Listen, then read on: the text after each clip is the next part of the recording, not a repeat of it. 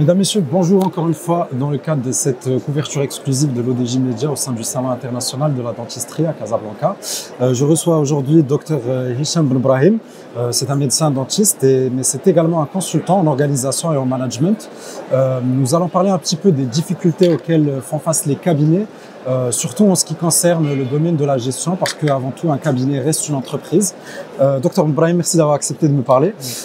Pour commencer, pouvez-vous me faire une petite présentation de ce que vous faites, surtout dans le côté conseil et des services que vous offrez aux dentistes?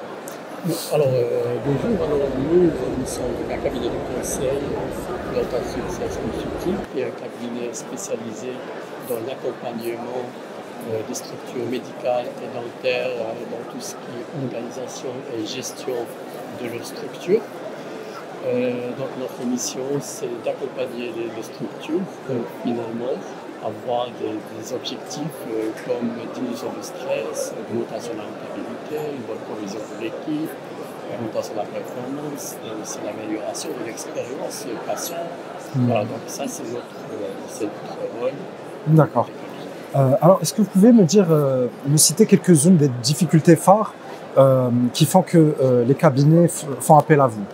Les difficultés récurrentes un peu qui se répètent. Les difficultés des chirurgiens dentistes aujourd'hui, ils sont nombreuses, surtout sur le plan gestion du cabinet. Pourquoi? Parce que tout simplement, le médecin dentiste, à la base de son cursus universitaire, il n'est pas forcément formé pour le management et la gestion du cabinet dentaire. Donc sa formation, c'est une formation clinique, c'est traiter des malades. Et donc une fois que le dentiste s'installe dans un cabinet privé, il est confronté à plusieurs difficultés. Il est confronté au problème des assistantes dentaires, par exemple.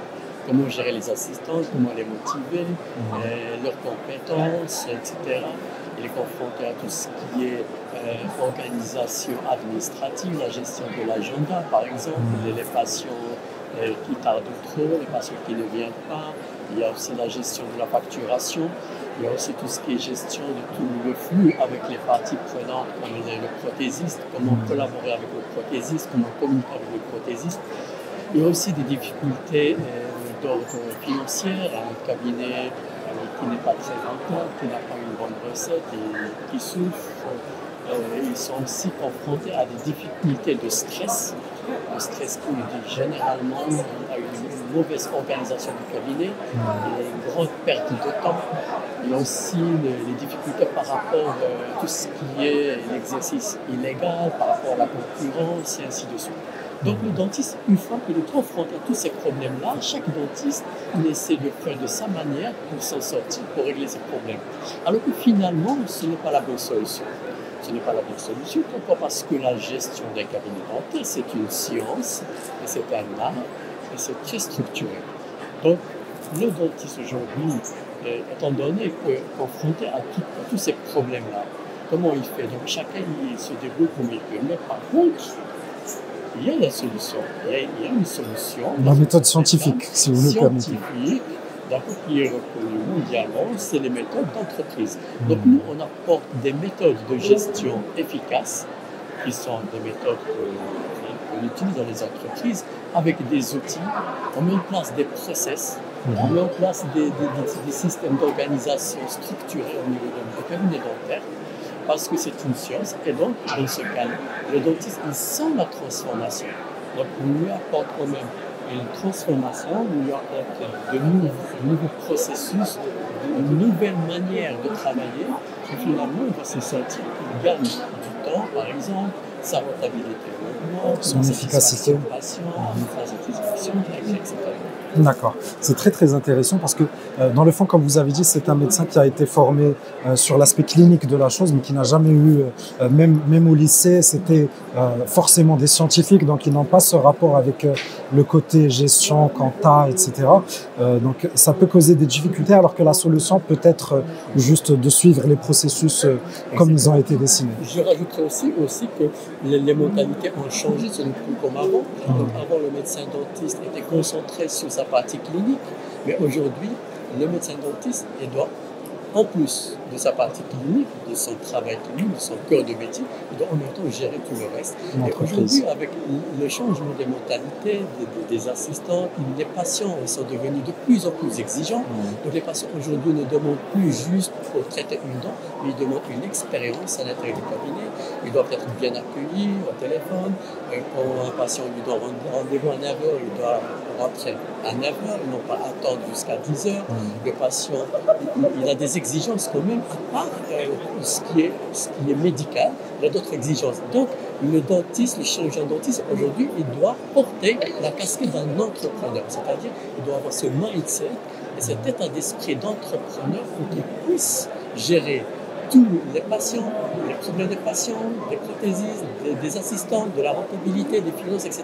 Donc, cette casquette d'entrepreneur, elle est devenue cruciale aujourd'hui, elle est devenue vraiment importante que le dentiste aujourd'hui doit porter cette casquette. Et donc, pour la porter correctement, il doit être formé correctement ou bien faire appel à des cabinets de conseil qui vont lui structurer sa structure. Alors justement, si vous pouvez me détailler un petit peu les solutions qui sont proposées par votre cabinet de conseil, par exemple, quelles sont les propositions que vous faites au cabinet pour les aider à mieux gérer leurs entreprises? Oui, alors les solutions, ce sont des solutions de gestion d'entreprise. Nous, quand les solutions, par exemple, au niveau des assistants, le problème des assistants, par exemple, quand on a le problème des assistants, nous, on apporte des solutions professionnelles avec des process, avec des formations au cabinet et mettre en place des outils professionnels pour gérer les assistants dentaires à motivation. Comment motiver les assistants, par exemple, comment faire de telle manière pour que les assistants ne viennent pas en retard, c'est-à-dire comment mettre en place les bonnes conditions de travail pour que l'assistant soit épanoui dans le cabinet. Ça, par exemple, c'est une solution. Il y a d'autres solutions au niveau tout ce qui est gestion administrative. On apporte des solutions informatiques, par exemple, un système d'information qui va faciliter le flux du travail administratif, surtout au niveau du cabinet.